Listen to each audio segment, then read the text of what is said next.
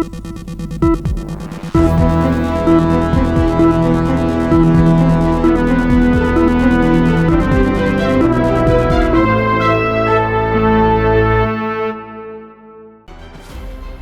विधानसभा चुनाव 2025 के नतीजे आने के बाद आम आदमी पार्टी के संस्थापक सदस्यों में से एक प्रशांत भूषण ने टिप्पणी की कि ये आपके अंत की शुरुआत है।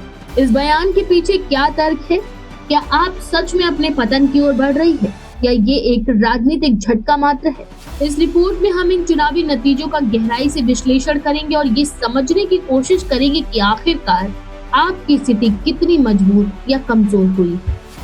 बात करते हैं साल 2025 के दिल्ली विधानसभा चुनाव की, जिसमें आम आदमी पार्टी को 43.57% वोट शेयर मिला और उसने 22 सीटों पर अपनी जीत दर्ज की। साल 2020 में आपका प्रदर्शन 53.57% वोट शेयर था और 62 सीटें आप सरकार ने हासिल की। वहीं 2025 में आप सरकार में भारी गिरावट भी देखने को मिली। लगभग 10% वोटों की कमी और 40 सीटों का भारी नुकसान आप सरकार को झेलना पड़ा। वहीं भारतीय जनता पार्टी को इस बार 45.56% वोट शेयर मिला और उसने 48 सीटों पर अपनी जीत दर्ज की है। ये अंतर वोट प्रतिशत के हिसाब से बड़ा नहीं है, लेकिन सीटों में आपको भारी नुकसान जरूर उठाना पड़ा है। साल 2024 के लोकसभा चुनाव में दिल्ली की सभी 7 सीटों पर बीजेपी ने अपनी जीत दर्ज की। इससे ये संकेत पहले ही मिल गया था कि बीजेपी का प्रभाव बढ़ रहा है और आपको नुकसान हो सकता है। भ्रष्टाचार के आरोप और नेतृत्व पर कई सवाल उठे। दिल्ली शराब नीति घोटाले को लेकर अरविंद केजरीवाल और अन्य नेताओं पर लगे आरोपों ने आपकी छवि को काफी हद तक धूमिल किया।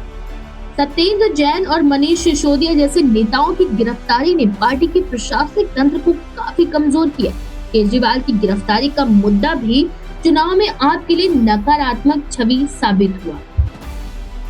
इस दौरान बीजेपी की आक्रामक रणनीति और हिंदुत्व कार्ड से बेहद फायदा हुआ। बीजेपी ने चुनाव प्रचार में अपने हिंदुत्व एजेंडे को मजबूती से पेश किया। मोदी की गारंटी अभियान और मुफ्त राशन जैसी योजनाओं ने गरीब तबके को अपनी ओर काफी हद तक आकर्षित किया। आपने भी मुफ्त बिजली पानी का मुद्दा उठाया, लेकिन इस बार ये जनता को उतना प्रभावी नहीं लगा। कांग्रेस का प्रदर्शन बेहद ही खराब रहा, लेकिन उसने आपके लिए कोई खास समर्थन नहीं जुटाया। इंडिया गठबंधन का कोई ठोस प्रभाव नहीं दिखा, जिससे आपको नुकसान हुआ। साल 2020 में जिन 62 सीटों पर आप सरकार जीती थी, उनमें से 40 सीटें उसने बीजेपी के हाथों खो दी।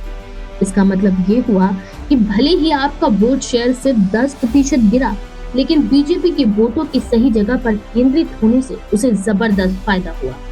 ये दिखाता है कि बीजेपी की रणनीति अधिक प्रभावी थी और उसने आपको हाशिए पर धकेल दिया। ये कहना भी जल्दबाजी होगी कि आप पूरी तरह से खत्म हो रही है। पार्टी अभी भी दिल्ली में एक मजबूत विपक्षी दल बनी हुई है। 22 सीटें जीतकर आपने ये दिखाया है कि उसके एक मजबूत वोट बैंक अभी भी कायम है।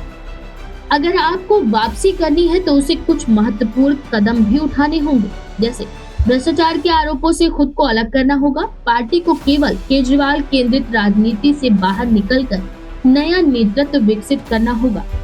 आपको अपने पारंपरिक मुद्दे जैसे शिक्षा, स्वास्थ्य, बिजली, पानी और मोहल्ला क्लिनिक पर ध्यान केंद्रित करना होगा।